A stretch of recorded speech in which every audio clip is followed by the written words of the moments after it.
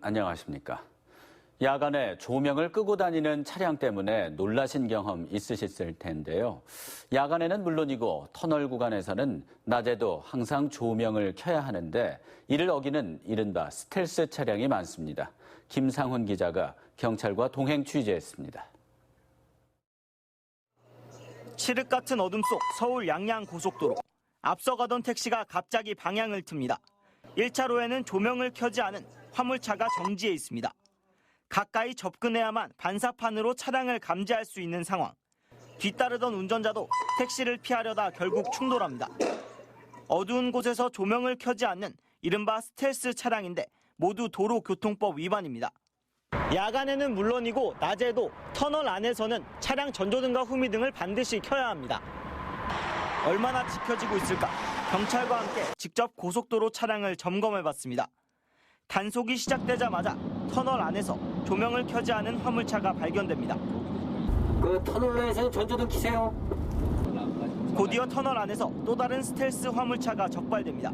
전조등과 후미등을 모두 끈 데다 화물차면 의무로 설치해야 하는 반사판도 없이 터널 안에서 저속 주행합니다. 라이트 터널에서 켜는 거는 원래 모르셨어요? 아는데 이제 여러 가지 또 우리도 이렇게 다니면서 이렇게 보면은 그게 잘 안 돼요. 특히 터널에서는 밤보다 낮이 더 위험합니다.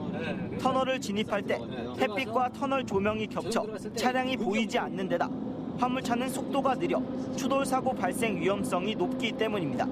화물차 같은 경우에는 지금 그 오토 기능, 스위치 오토 기능이 없어가지고 라이트가 켜지는 잘 모르시는 분 굉장히 많습니다. 그래서 반드시 출발할 때는 그 라이트를 항상 점등시켜 놓으시고요. 올해 들어 도내 고속도로에서 적발된 스텔스 차량은 모두 12,000여 대. 강원 지역 고속도로는 특히 전국에서 터널이 가장 많아 조명 점등에 항상 유의해야 교통사고를 예방할 수 있습니다. MBC 뉴스 김상훈입니다.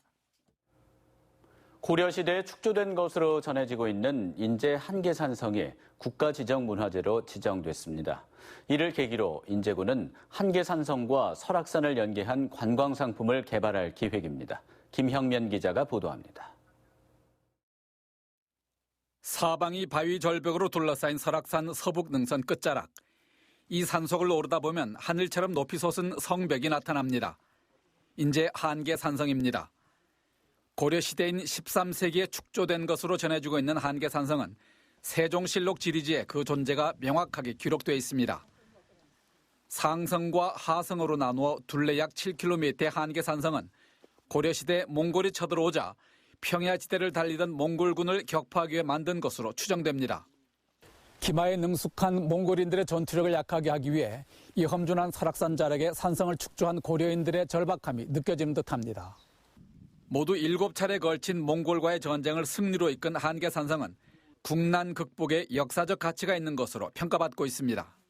대몽고 항쟁 시에 산성을 지키던 그 방호별과 안홍민이 야불초군을 데리고 나가서 습격한 그래서 성공한 항전지이자 승전지로서의 1973년 강원도 기념물로 지정된 한계산성은 2014년부터 2년간의 발굴 조사를 거쳐 고고학적 가치를 인정받았으며 최근 국가 지정 문화재가 됐습니다. 이를 계기로 인제군은 한계산성을 인제군의 관광 자원으로 활용해 나갈 계획을 세우고 있습니다.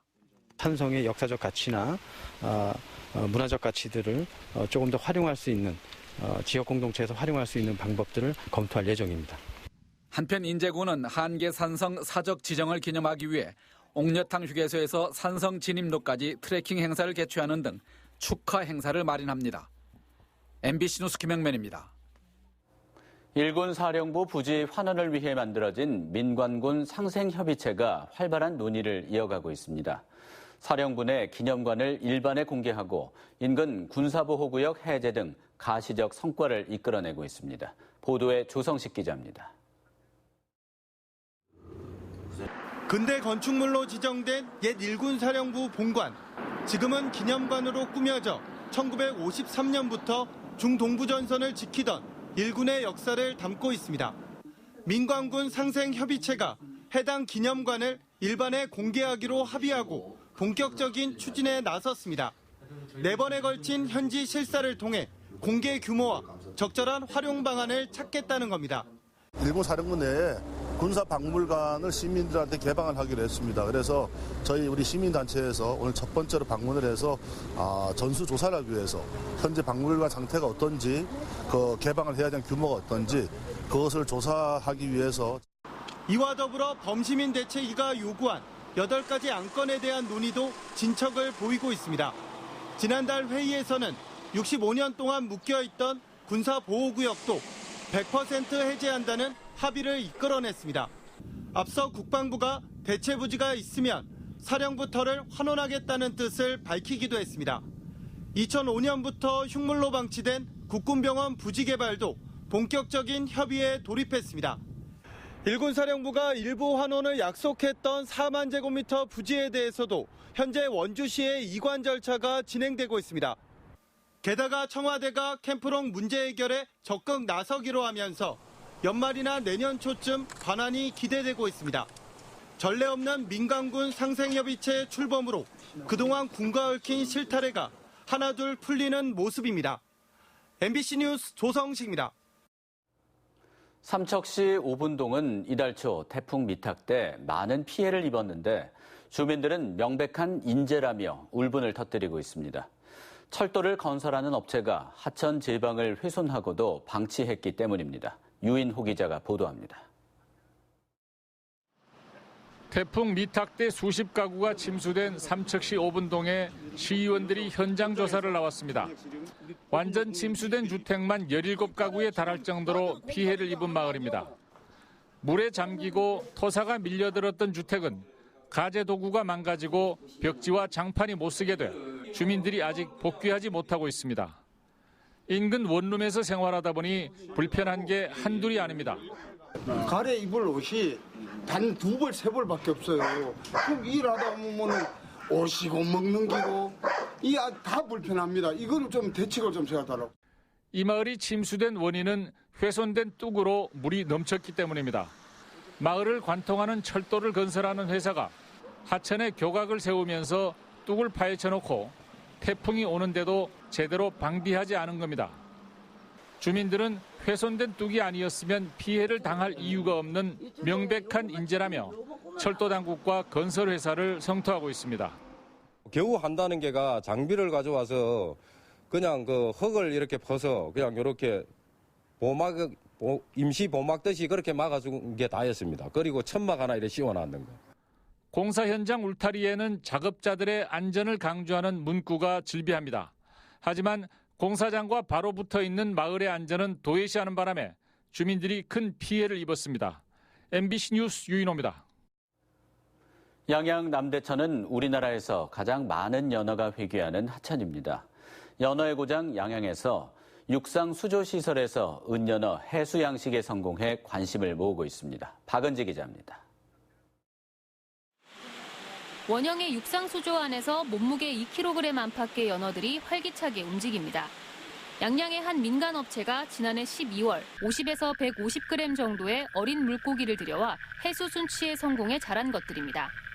다른 수조에는 좀 더 작은 연어들을 강도다리와 함께 기르는 복합 양식도 실시되고 있습니다. 지난해부터 7차례에 걸쳐 6만여 마리의 어린 은연어를 들여와 바닷물에 적응시키고 키우는 데 성공했습니다. 15도 정도의 수온을 유지하며 먹이 관리를 하고 CCTV를 통해 24시간 연어의 건강 상태를 확인하고 있습니다. 해상 가두리 양식에 비해 시설이나 관리 비용이 적은 것이 장점입니다. 해상 같은 경우에는 이제 비용이 너무 많이 들고 또 이제 우리가 항상 이제 24시간 우리가 관리 체계가 부족하다는 걸 그전에 이제 느꼈거든요. 근데 그거를 보완하고자 이제 육상이 제일 나을 것 같다. 그래서 앞으로 이제 미래 장래성을 내다봤을 때는 이제 육상이 가능할 것 같다 싶어서.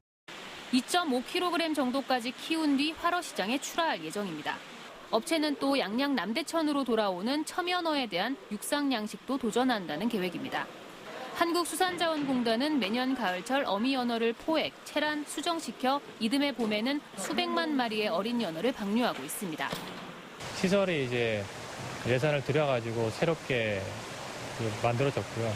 그리고 내년 방류량은 올해 방류량보다 조금 높은 900만 마리 정도 방류할 계획입니다. 천연어는 맛은 조금 떨어진다는 평가를 받지만 부산물 등을 활용한 바이오 산업이 활기를 띠는 등 사업성이 있는 편입니다.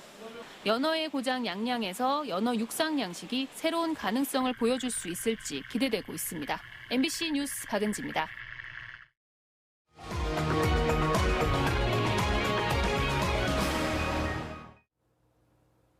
철원 지역 민통선 안에서 아프리카 돼지열병에 감염된 멧돼지 피사체가 또 발견됐습니다.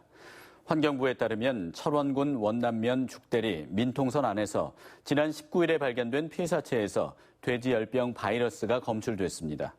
이로써 현재까지 바이러스가 확진된 멧돼지 피사체는 모두 12건으로 늘어났습니다. 환경부는 이번에 피사체가 발견된 지점은 이미 바이러스가 검출된 감염 지역으로 차단용 전기 울타리를 모두 설치했다고 밝혔습니다. 야생 멧돼지의 남하를 막는 임시 철조망 설치가 완료된 철원과 화천 민통선 내에서 오늘부터 사흘 동안 멧돼지 총기 포획 작전이 실시됩니다. 철원과 화천군에 따르면 최근 환경부가 오늘부터 24일까지 민통선 이북 지역에서 총기를 사용한 2차 야생 멧돼지 합동 포획을 진행하라는 공문을 보냈습니다. 이에 따라 화천군은 7사단과 민간 엽사가, 철원군은 3사단과 6사단, 그리고 민간 엽사가 함께 멧돼지 소탕 작전을 벌입니다. 포획 작전이 진행되는 오는 24일까지는 인근 주민들의 민통선 출입이 통제됩니다. 제3차 강원도정 첫날 질문에서 강원 상품권이 또다시 도마 위에 올랐습니다. 신명순 의원은 강원 상품권의 판매 실적을 올리기 위해 강원도 자체 구입이 대부분이고 개인 판매율이 저조하다고 지적했습니다. 또 상임위에서 계류된 모바일 상품권 전환이 도의회에서 통과될 경우 골목 상권이나 전통시장에서 활성화 대책이 있는지 추궁했습니다. 노명호 경제진흥국장은 사용과 구매 측면에서 편리하지 못한 측면이 있었지만 판매액이 늘고 있다며 모바일 상품권의 성과 여부에 대해서는 분석해보겠다고 말했습니다. 강원도의회 교육행정질문에서 정수진 도의원은 도내 공립과 사립유치원의 원비 차이가 크다며 유아교육 차별 해소 방안을 촉구했습니다. 정 의원은 충청남도와 충남도의회, 충남교육청은 공립과 사립유치원 구분 없는 유치원 무상교육을 전국 최초로 추진했다며 강원 지역은 유아교육에서만큼은 차별이 있다고 비판했습니다.